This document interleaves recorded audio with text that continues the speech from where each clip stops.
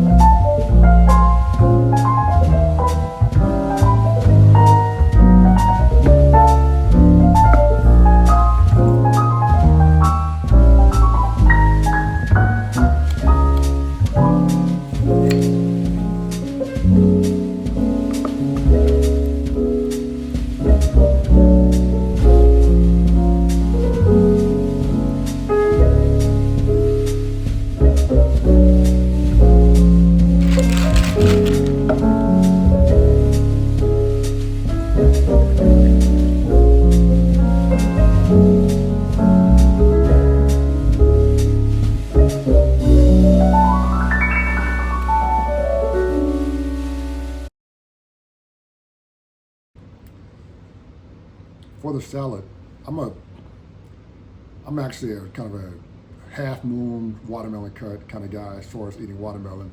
I like to sprinkle a little Mexican tahini seasoning on it. But for this one, I wanted to keep the refreshing elements, but also use a wet, like kind of vinaigrette. And so I use a combination of lime juice as the base liquid, along with culantro from the Caribbean, and the the mustard greens that I had growing. So I got a little bit of heat, got a little bit of sweet. So that was that one. And then I just kind of added some feta on top of that. For the steak, this is just kind of me, just kind of thinking outside of the box. I was trying to figure out a way to make vegan poke bowls or vegan ahi tuna steaks. And this is the closest ingredient using watermelon that I can kind of get to that texture.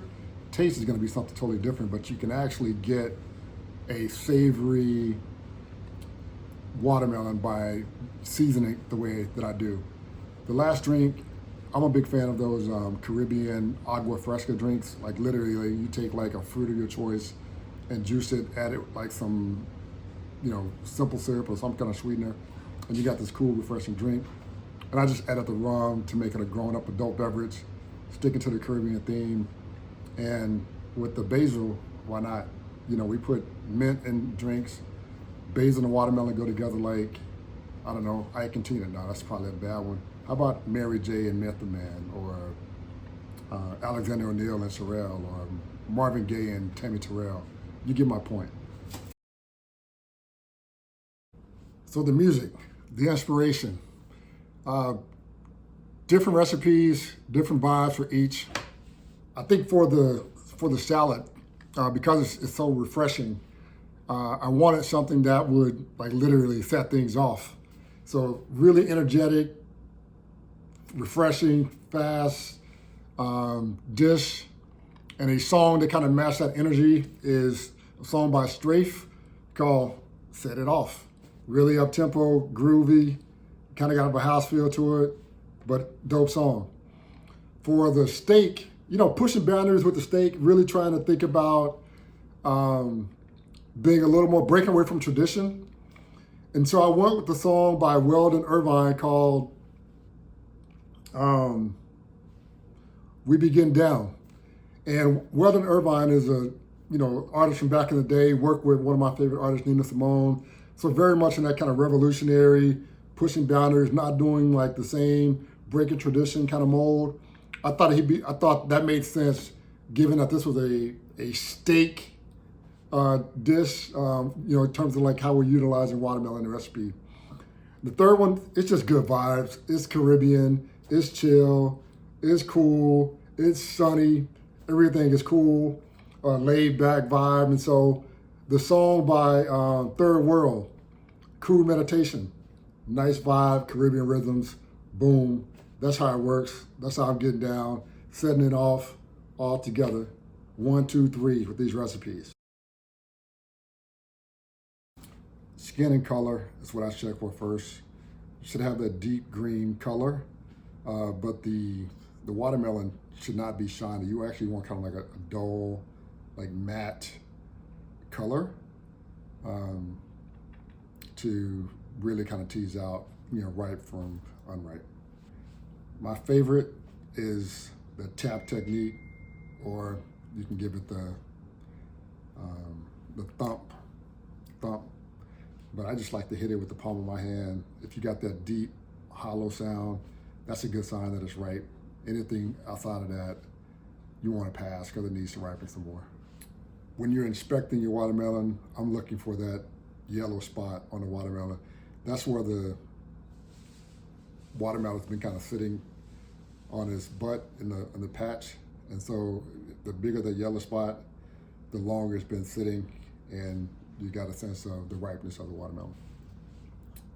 With watermelon, you got to get physical with it. I like to pick mine up. It should feel real heavy, even if it's a small watermelon. It should feel heavy for its size, and that lets you know that you got a ripe one. I think the last thing you want to do is give it a touch test. Feel around. If you got like some soft spots here and there in that watermelon, that's a good sign that it's overripe and you want to pass on that. And that's it. Those are my tips for picking a really nice, juicy, ripe watermelon. As always, thanks for vibing with me, checking out the videos. Hope you enjoyed it. If you did, leave a like or comment, but don't forget to hit that red subscribe button. Get recipe updates weekly as I post new content. Thank you. Peace out. Don't forget, if you're inspired, pay it forward, inspire others.